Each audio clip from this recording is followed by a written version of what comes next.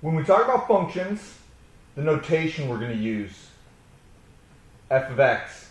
You may remember from that pretest, this does not mean f times x. I know if we see things in parentheses, it would have been multiplication. That's not what's going on here. In fact, f is not even a value. F is kind of what we use to denote a function, but again, it is not anything of importance in the problem when you talk about what it is. Go back to that equation we graphed earlier. Y equals 2x plus 3. When we graphed that linear equation a few videos ago, we just as easily, when we look back at it, since it passed the vertical line test, then what we could have said is that it is a function. We just as easily could have said f of x equals 2x plus 3. This literally tells you the exact same thing. Y is completely interchangeable with f of x as long as it passed the vertical line test. F of x is the same thing as y. You can interchange those. As long as it passes the vertical line test, it's all a matter of what you're talking about. Y equals is good if you're looking for what may be an output and you're trying to get some ordered pairs.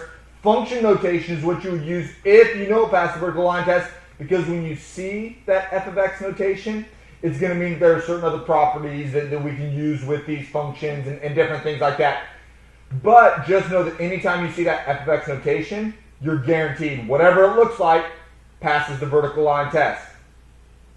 When we made our table, if you remember, values we plugged in, when we plugged in 2, what we would say is we can still plug in this input value. The substitution looks like f of 2 equals 2 times 2 plus 3. When we input that 2, we would put it in everywhere we see an x, just like substitution would be. We'd go through our operations. 2 times 2 is 4, plus 3 is 7. What this means is the function evaluated at 2 is 7. That's the same output. That's the same y that we would have had up here. This still means ordered pair 2, 7. The same way this means ordered pair 2, 7. All it is just getting used to that difference of notation of, instead of y, we can say f of x when it passed the vertical line test. Now, it's not always going to be f of x. Sometimes it can be g of x. Sometimes it can be h of x. When we look at a graph and maybe there's a polynomial, that passed the vertical line test. A quadratic, that passed the vertical line test. We couldn't both call them both f. That would be like calling them both Frank.